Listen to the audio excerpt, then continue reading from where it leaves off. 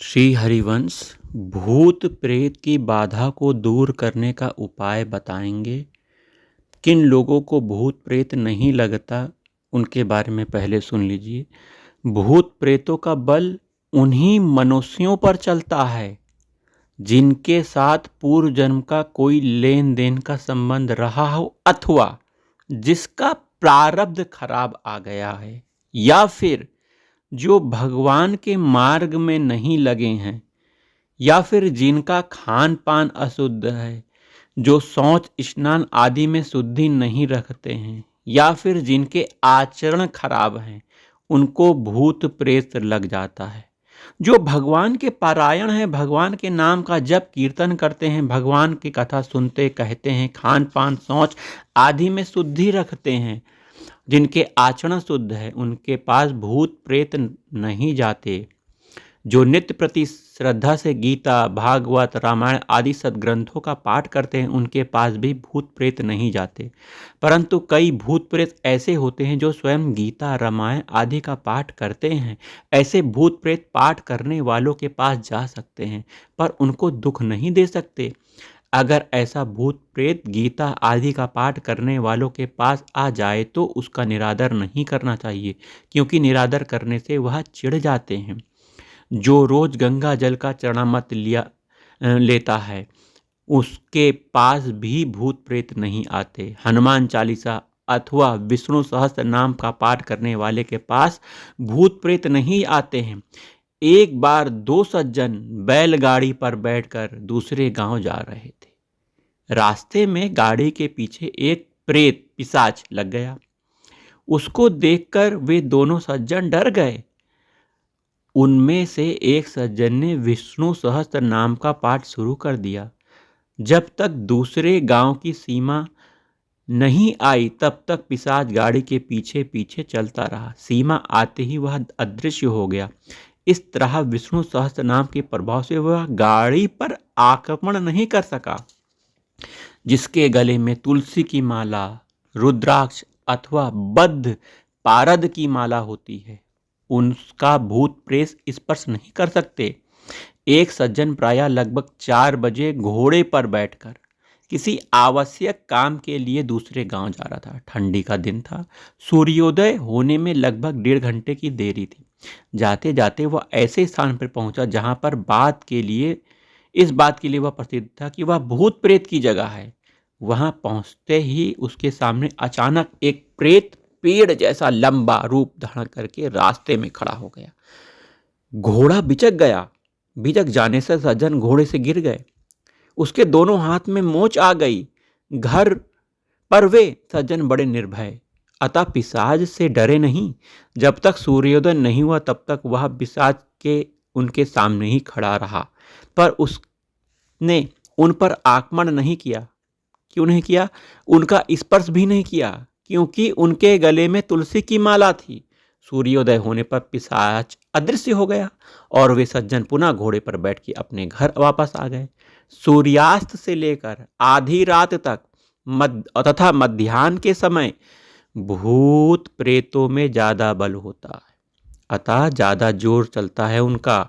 यह सबके अनुभव में भी आता है। रात्रि और मध्याह्न के समय शमशान आदि स्थानों में जाने से जितना भय लगता है, उतना भय सवेरे और संध्या के समय नहीं लगता।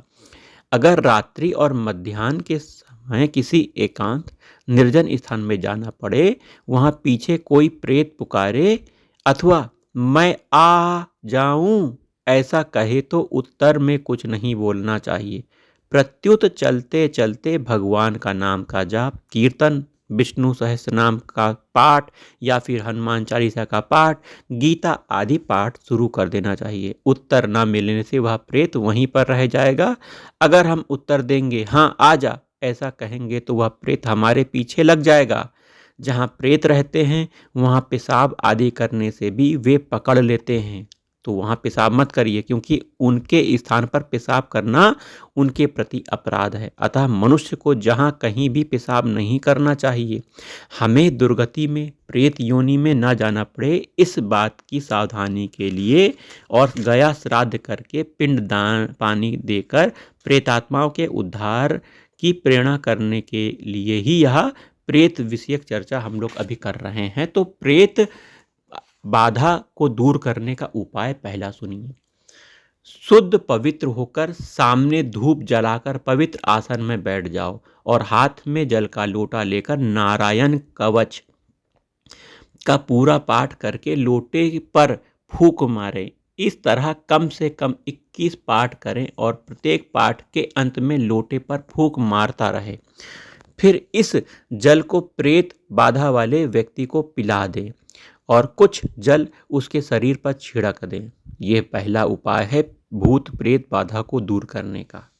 दूसरा, गीता प्रेस से प्रकाशित राम रक्षा स्रोत आपको पता होगा, को उसमें दी हुई विधि से सिद्ध कर लें। राम रक्षा स्रोत को सिद्ध करने की विधि उसी में दी गई है। फिर राम रक्षा स्रोत का पाठ करते हुए प्रेत बाधा वाले व्यक्ति को मोर पंख से झाड़ा करें। झाड़ फूंक करना मतलब राम रक्षा स्रोत का पाठ करते हुए मोर पंख से उसको झाड़ फूंक करें। ये दूसरी विधि। तीसरी विधि सुनिए। पवित्र होकर हनुमान चालीसा के 7, 21 या 108 बार पाठ करके जल को अभिमंत्रित करें। फिर उसी जल को प्रेत बाधा वाले व्यक्ति को पिला दें। चौथा उपाय, गीता के स्थाने ऋषिकेशे तव प्रतिकार्या। ये गीता का अध्याय 11 का 36वां श्लोक है। अध्याय 11 36वां श्लोक, स्थाने ऋषिकेश तव प्रकीर्त्या। ये श्लोक का 108 बार पाठ से अभिमंत्रित जल को भूत प्रेत पड़े हुए व्यक्ति को पिला दो, लाभ होगा। पांचवा उपाय, प्रेत बाधा वाले व्यक्ति को भागवत का साप्ताहिक पारायण सुनाना चाहिए। ये पांचवा उपाय है। छठा, जिसे प्रेत लग गया है, भूत लग गया है, तो प्रेत से उसका नाम आदि पूछकर किसी शुद्ध पवित्र ब्राह्मण के द्वारा सांगोपांग विधि विधान से गया श्राद्ध कराना चाहिए। तो प्रेत से पहले पूछ लो कि भाई उसका नाम क्या है, तो क्या प्रॉब्लम है वो बताएगा, लेकिन आपको ये करने की जरूरत नहीं। आप पहले उपाय कर सकते हो। ये उपाय आपको सुनाने के लिए बता रहे हैं कि उसका नाम आदि पूछ लो, क्या समस्या थी, क्यों वो प्रेत बना। तो बहुत शुद्ध ब्राह्मण से सांगोपांग विधि से उसका प्रेत की उन्नति के लिए, कल्याण के लिए गया में श्राद्ध कराना चाहिए। सातवां उपाय, प्रेत बाधा वाले व्यक्ति के पास गीता, रामायण, भागवत रख दो और उसको विष्णु सहस्त्र नाम का पाठ सुनाते रहें, उसे लाभ होगा। अगला उपाय, जिस स्थान पर श्रद्धा पूर्वक सांगोपांग विधि से गायत्री मंत्र का पुनश्चरण, वेदों का सस्वर पाठ, पुराणों की कथा हो, वहाँ प्रेत बाधा वाले व्यक्ति को ले जाना चाहिए, है ना। वहाँ जाते ही प्रेत शरीर से बाहर निकल जाता है, क्योंकि भूत प्रेत पवित्र स्थानों में नहीं जा सकते। प्रेत बाधा वाले व्यक्ति को कुछ दिन वहीं रहकर भगवान का नाम का जाप, हनुमान चालीसा का पाठ, सुंदरकांड का पाठ आदि करते रहना चाहिए, जिससे वह प्रेत पुनः प्रविष्ट न हो सके। अगर ऐसा नहीं करेंगे तो वह प्रेत बाहर ही घूमता रहेगा और उस व्यक्ति के बाहर आते ही उनके शरीर में उनको फिर पकड़ लेगा। तो श्रद्धा पूर्वक कोई एक उपाय करने से प्रेत बाधा दूर हो जाते। इस तरह अनुष्ठानों में प्रारब्ध के बल का भी प्रभाव पड़ता है। अगर प्रारब्ध की अपेक्षा अनुष्ठान बलवान हो तो पूरा लाभ होगा, अर्थात कार्य सिद्ध होगा। परंतु अनुष्ठान की अपेक्षा प्रारब्ध बलवान हो तो थोड़ा ही लाभ होगा, पूरा लाभ नहीं होगा। वैसे भूत प्रेत से कभी ना पकड़े आपको तो निरंतर भगवान के नाम का जाप, भगवान का कीर्तन, भगवान की सेवा, भगवान का चिंतन, भगवान के नाम की लीला का गायन, श्रवण, ये करने से आपको भूत प्रेत कभी नहीं लगेगा। ये उपाय जो दिए हैं, कोई एक उपाय आप कर लीजिए और भूत प्रेत अगर हो तो आप सक्षम हैं तो उससे बात करके उसका श्राद्ध करिए। उसके कल्याण के लिए आप कुछ कर सके तो वो कर सकते हैं। भूत प्रेत आपको कभी नहीं पकड़ेगा।